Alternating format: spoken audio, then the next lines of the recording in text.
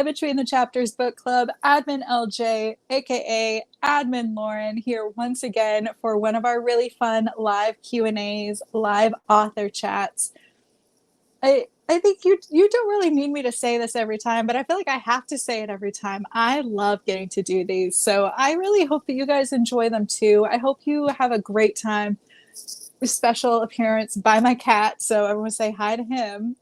Hopefully he doesn't do that again here in a minute, but I hope you guys enjoy coming and hanging out with us during these Q&As as well. This is such a fun experience to get to talk to authors that I work with on the daily, but also introduce them to readers who may not know them or who it may be their favorite author and they finally get a chance to talk to them. It's one of my favorite parts of this job, so I really hope you guys love it as much as I do.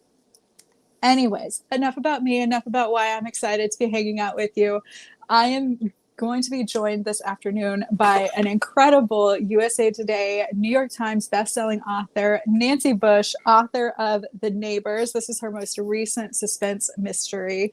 I have gotten the absolute joy of working with Nancy for many, many years now. I love getting to work with her, love getting to do these conversations with her, so I'm so excited to do this. If you have not gotten a chance to read The Neighbors yet, you really need to. It's such a fun mystery suspense thriller, all about not being able to trust the people who live around you, not being able to trust what's going on in your own life. And let me tell you, it really made me second guess getting ready to move. Wasn't too thrilled after I read this book. Definitely had to rethink my choices a little bit. Luckily, my story did not end up quite the same way the books does. But enough about all of that. I am so excited to be joined by Nancy. I'm going to bring her on screen now. So everyone, please join me in welcoming her to our book club. And if you have questions or comments for Nancy, throw those down in the comments. We will try to get to as many of them as we can during our half hour. Hi, Nancy. Thank you so much for joining us. I am so thrilled that you're joining our book club today. Thank you so, so much. It's always a pleasure to get to talk to you in person. It's great that the weather has broken here. It's been 100 degrees which is really unusual for Oregon, but it's been like, wow, really? Okay, so. Yeah, unfortunately, down where I am here in Texas, it's still above 100. We haven't broken it yet, but we're hoping this weekend to go to 99. So I'm really looking forward to that cool front. Yeah, cooling front. It's going to be great. I'll get a jacket and everything. Well, Nancy, for any readers who don't know you or maybe haven't picked up your most recent book, can you introduce yourself to our book club and maybe tell us a little bit about The Neighbors in your own words? Yeah, I've written for Kensington since the 80s, and I've written romance and mysteries and whatever, but the last 20 years of my life I've been involved in suspense thrillers, as my sister is too.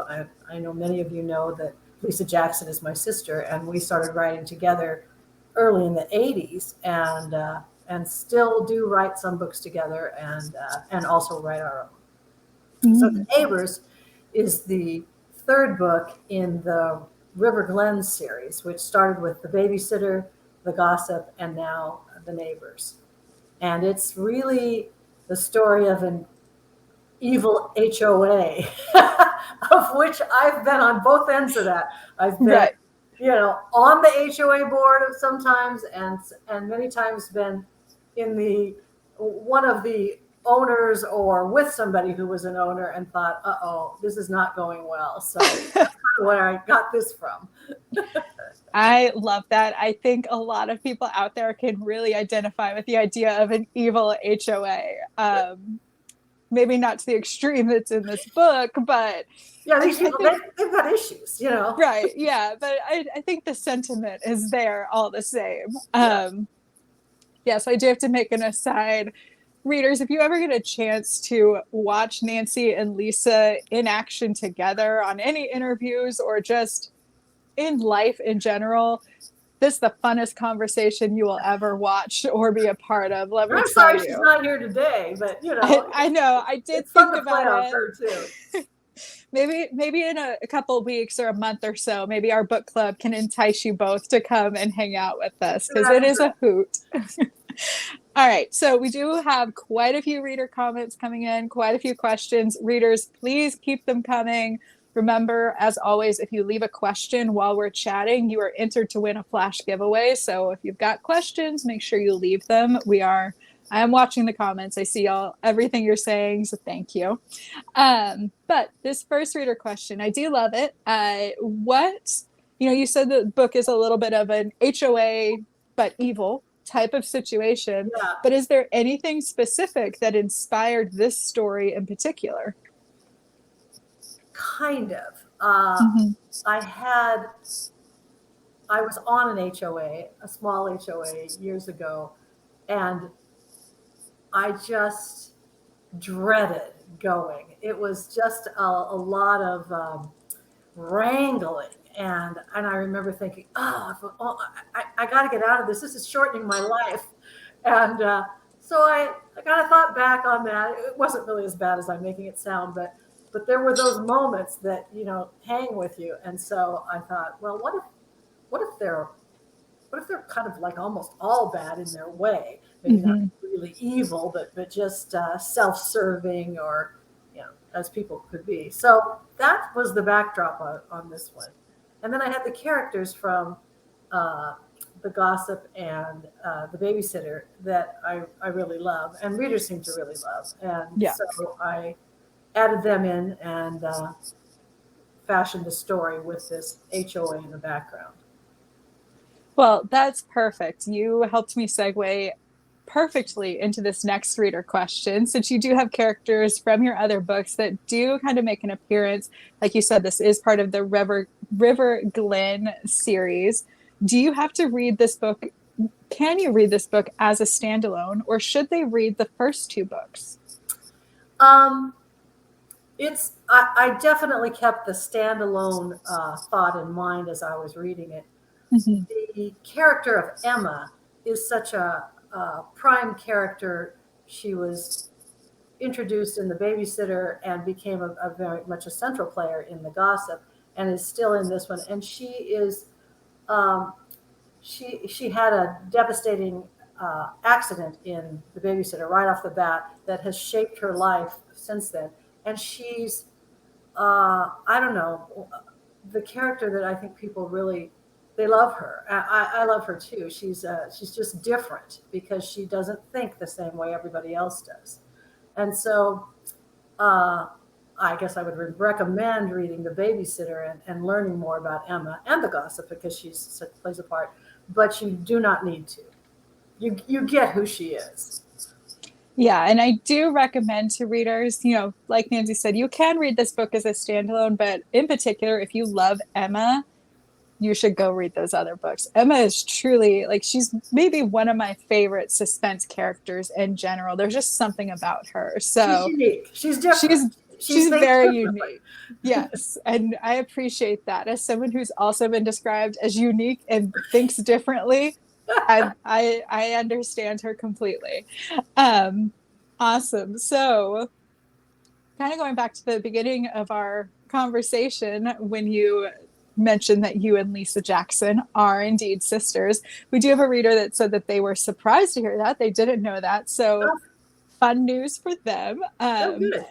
They are curious. Did you both know that you wanted to write when you were younger? Is that something that you both always knew about yourselves? Actually, I was more the science major, and Lisa was always wanted to be an author and wrote. I can remember when we were in high school.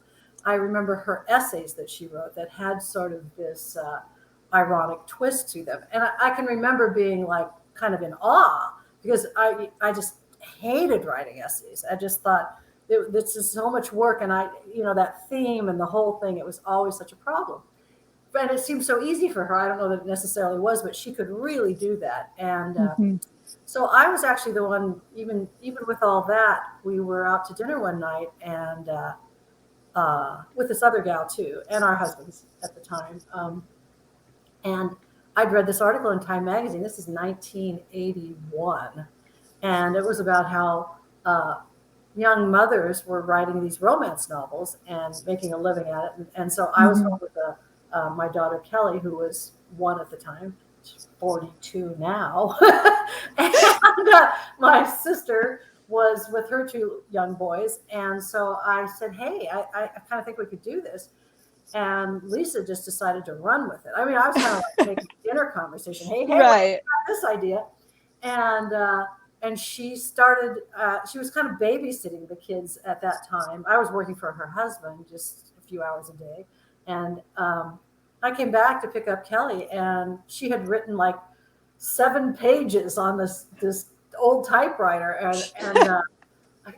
has she handwritten? I can't remember now, because I remember handwriting a book, that first book. That was one time.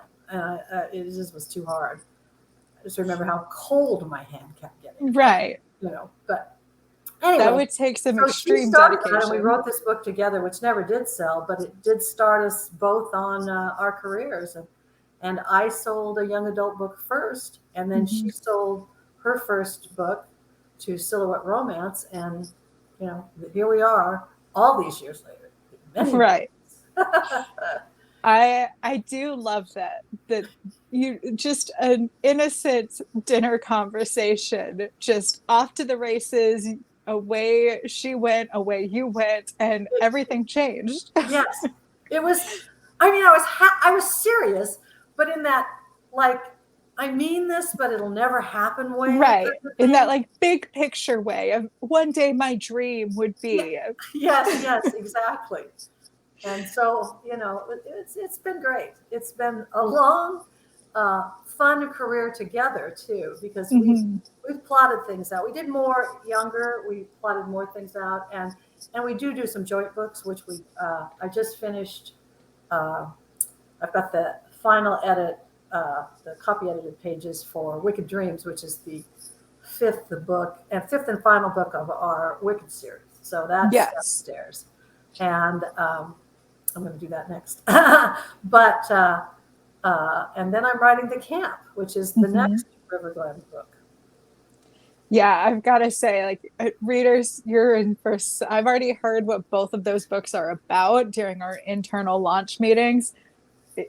I'm so ready, especially for The Camp. I cannot wait to get my hands on that one. As soon as the editor says the edits are done, I am snagging that manuscript. I'm so excited. So readers, keep an eye out. So thank you for giving us that insight into what it was like for you and Lisa. Like I said, I think that's so fun, and it's so amazing that you guys got to do it together. And like you said, that you were able to work off of each other. I mean, I don't know many siblings that get to say that. So that's so incredible. And we both had our own success. I mean, it wasn't like it's been it's been so great. And propping each other up for all the other aspects of writing a book. I mean, there's so much more than just sitting and writing. And then your personal life. I mean, every time something happened, we were like, oh my God, now what? So it's better now that they're older and married and have children of their own. I'm sure. I have a funny story. Yes. When my daughter was it 6th grade, 5th grade, 6th grade? I'm trying to remember now. I think it must have been about 5th or 6th grade. I had written this series of historical Western romances, and which was where I connected with John Sconomilio. That was my first work with him, and one of my daughter's friends' mothers was a friend of mine, and I'd given her a copy of one of my books, and her child got a hold of it and took it to school, and the parts out at recess that taken out of context was not right. And so my daughter was blindsided when this happened and came home with a little cloud over her head. And I said, well, what happened? And so she tells me, I was like, oh, so it was interesting because of that series, that was the first book. There were 4 of them. And she wanted to read one then. She didn't really want to read the one that, was passed around at recess. She read the 3rd one, which was my personal favorite of the 3. And it actually started her on kind of she'd been a little bit of a reader before that, but it actually kickstarted her own reading. And she's very much a fiction reader and reads all kinds of things to this day. I mean, she's got her Kindle. And when her kids are in bed, she takes the Kindle to bed and reads. And we share books that we like. So it worked out, but it was tough. Right. It all works out. I have to say that story of taking the book to recess and reading it out loud, that's quite something. I've definitely been on the kind of other end of it where I was the one reading books. I probably shouldn't have been at recess, only to have like a teacher, or my mom definitely did this, flipping open the book to just the wrong page. Exactly.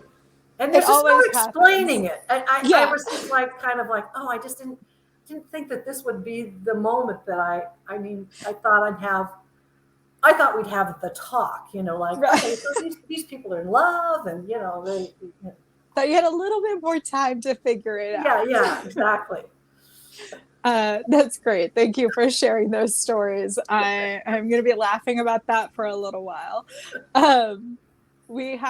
There's a really great conversation happening in the Facebook comments all about having some nice cocktails and fun things to eat and drink when you do get-togethers. And I love this question that they asked.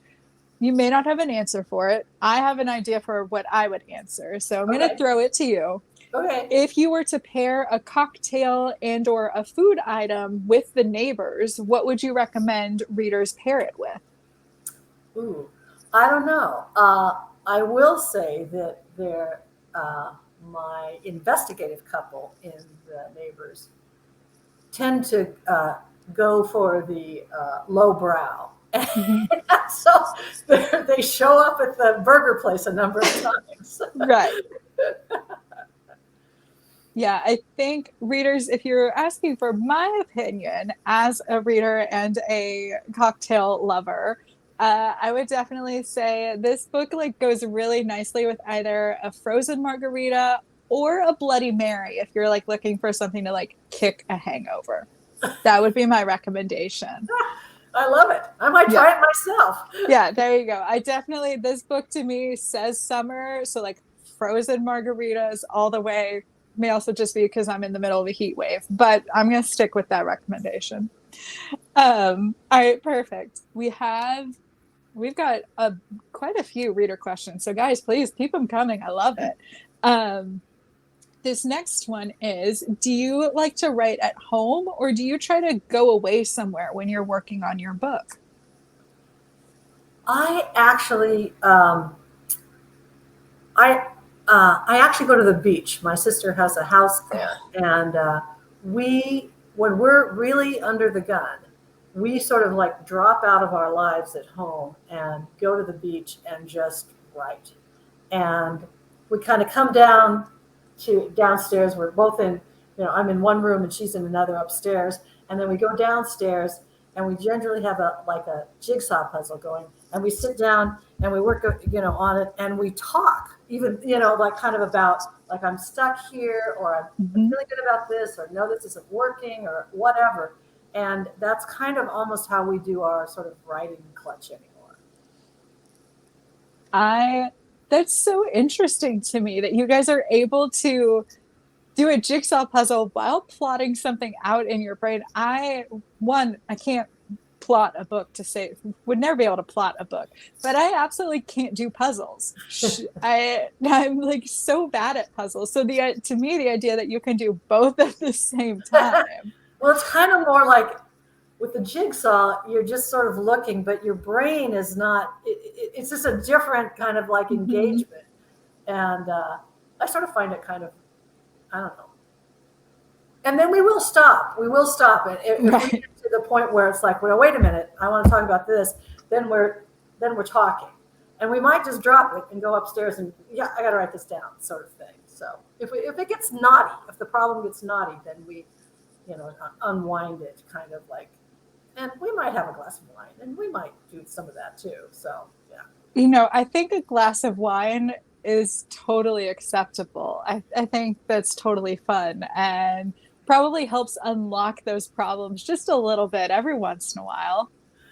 The other thing at the beach, this particular little town has a store that makes their own pizzas. Like you bake, take and bake. Yes. And it's not my thing usually. If I'm going to have a pizza, I usually go to the pizza parlor, get the whole thing, whatever.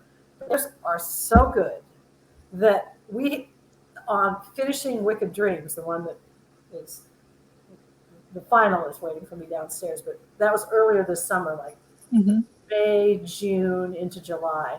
We were finishing that, and we were just buying these pizzas and putting them in the oven, cooking them up, and eating pizza and writing. And it wasn't necessarily good for the diet, but it was really fun.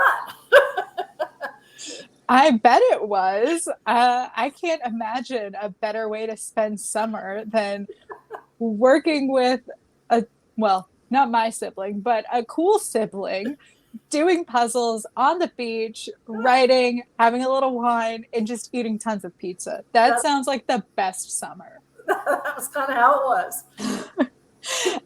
I do have to say, we have a reader who said that they love when you and Lisa post those puzzles on your Facebook pages once they're.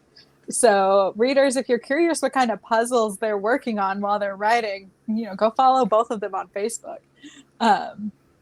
Again, I'm just kind of in awe that you can even do puzzles, period. But to be able to do them and plot at the same time is blowing my mind a little bit. That's more creative than I can do. Oh, I bet you could.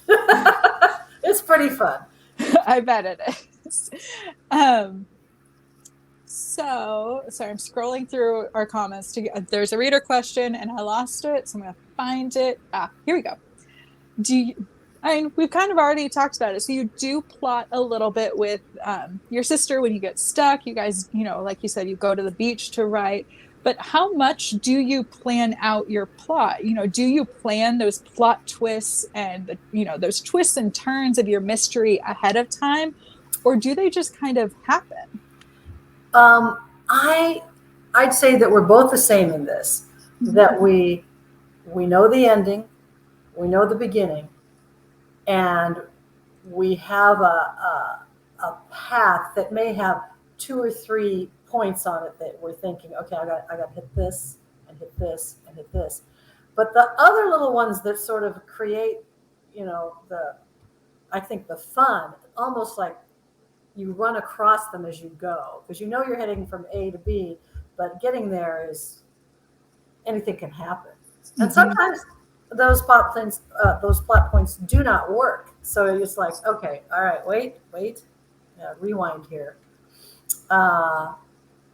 And oftentimes when we start a book, and I've seen this happen more and more recently, it seems like, we start the book, and I'll start on page 1, for instance, one of mine. Well, let's just take Wicked Dreams, the one that's that we just finished together. But I was starting it, and I was writing the first, I don't know, like 50 pages or so. And then Lisa was coming behind me, and she was editing that and then moving forward. We were kind of doing this. And all along, neither of us was particularly happy with the start of it. I mean, it was all there, but it was kind of like, what's that punch? And so finally it kind of came like, okay, no, I know what we need to do. We need this little prologue. And so I wrote the prologue. I said, oh, I know what it is. And I put it in there. And Lisa said, oh, God, it's brilliant. Yay. She was so happy. And I said, well, it's talking to you. Either one of us could get there. It was kind of like to recognize how to get right into that story and then move forward. So the prologue of Wicked Dreams came about 2/3 of the way through. We referred to it. I mean, because it was like something that had happened, but then you get to see it. So that was good. I've got to say, I would give anything to like have a camera on you guys when those moments happen and one of you just kind of loses it for just a moment. Yeah. I have a feeling it is the most entertaining thing imaginable. We do kind of tend to like, okay, no, wait, we got to drop, okay, stop this, and we got to go fix that. Let's go fix Yes. it right now, or yay, that's done. Break out the wine or whatever it is. Right. I love that. I have a question. This is a me question, not a reader question, just because I'm curious.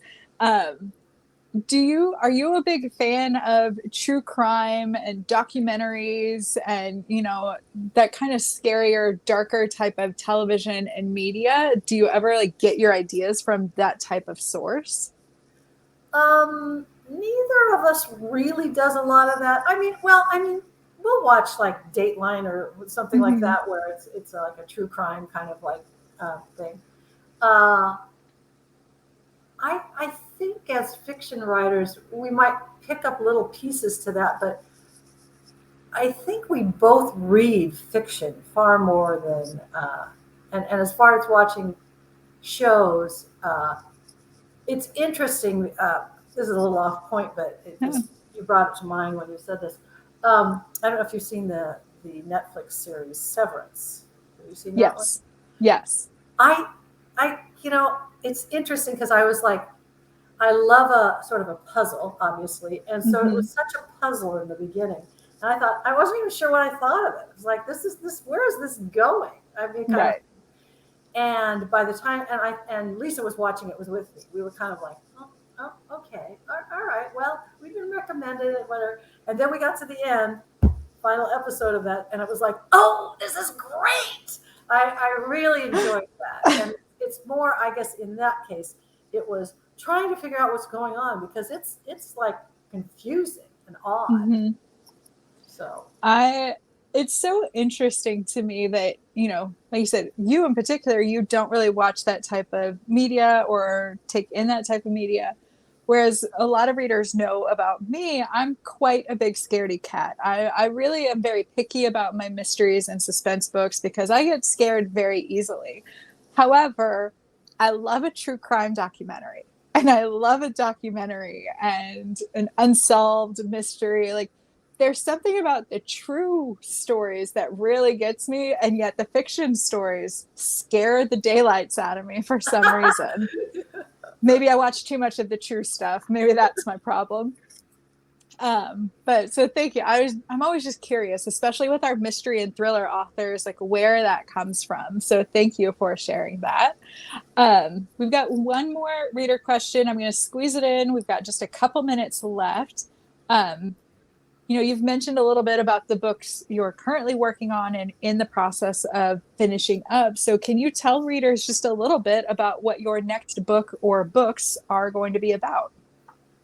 If you're allowed to. I know some editors also don't want you to share much. Is kind of harkens back to the whole 80s. They go off to summer camp and somebody dies and somebody else. And there's, with that in mind, it's maybe a little more tamed down than some of that. I've seen that. But it follows the camp being closed down, and then now it's 20 years later, and the camp is reopened, and what happened, and some of my characters from River Glen are going back to the camp. So that's probably about all I can say about that. But that is what I'm writing right now. As soon as I finish that last little bit on Wicked Dreams, then back to the camp. Perfect. Yeah, readers, like she said, if you like the 80s camp settings, I'm so excited for this book. Your editor talked about it very briefly, and I was like, I want the manuscript. So there are multiple people on my team that are just eagerly waiting for the all clear. So readers, you're gonna be in for a treat. So we're all ready. I gotta get working on it. I've been gone for a couple of weeks, and I thought I've got to get this. I'm also trying to. My computer is dying, so I bought a new one, but I'm trying to get it up and running. And today was the day, and right. I was only marginally successful. So I've got to I got to take it to my guy that does that kind of thing and say, get me up and running. I got to go. So. Yeah, as I say, when it comes to computers, I let someone else take care of it. I very sadly not great at them. Don't tell my bosses that, since that's all I do all day. Well, we are at the end of our half hour, but I have one last question that I want to slip in. It's a question I love to ask all of our authors, and especially our authors who have been writing for a long time. We have a lot of people in our book club who are interested in becoming authors, who are in the process or in some stage of being an author themselves. So I love to ask our veteran authors, if you could give yourself, your beginner writer self, the you from, like you said, 40 years ago, one piece of advice that you've learned over your years, what would you want to tell the younger you as you start writing? That's a good question. It's a big question. I don't know. The industry has changed so much that it right. Was, back when we were doing it, we were we were writing romance. We were picking up romance novels and reading them. And we really leaned toward mystery, but romance was really big in those days. And so we decided to start our career that way if we could. And so what we both did was just immerse ourselves in what we wanted to write. And so then we just started writing. And I think that would maybe still apply today. I mean, just find your niche if you can. We kind of went backwards at it by saying, this is what's popular. Okay, we'll try that. We were okay at it, I guess.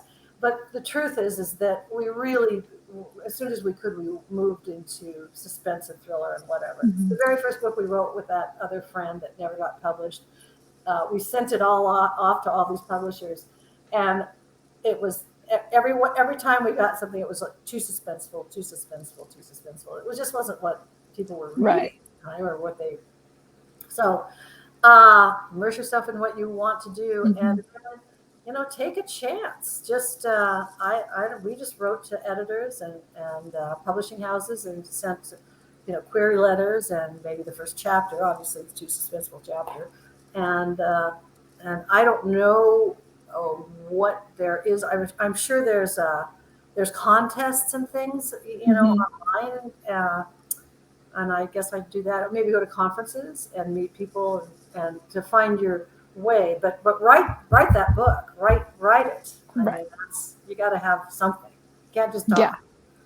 No, exactly. So thank you. I think that's all great advice. And especially, like I said, from someone who's been doing it for so long and is still going, and you clearly still love what you're doing. So you must be doing something right. Well, thank you so much, Nancy. And thank you to all of the readers who were hanging out with us during the chat. You guys were awesome in the comment section. You had great questions for us. So thank you all so much for tuning in. And readers, as a side note, you heard about her quite a bit today. Next week, we are going to do a live chat with Lisa Jackson. So I will be posting more details about it tomorrow in the Facebook group, but go ahead and earmark it for yourself. August 9th, that's on Tuesday. We're going to go live with Lisa Jackson. So if you liked this conversation in this chat, come join us for next week. It's going to be a blast. You get the other half of this really fun duo. I always love talking to both of you. So this is a happy month for me. But anyways, I will see all of you guys next week. Love talking to you. Please come back and join us again. And Nancy, thank you so much. This was so much fun. Oh, thank you. It was fun. And have a great night, everyone. Bye-bye.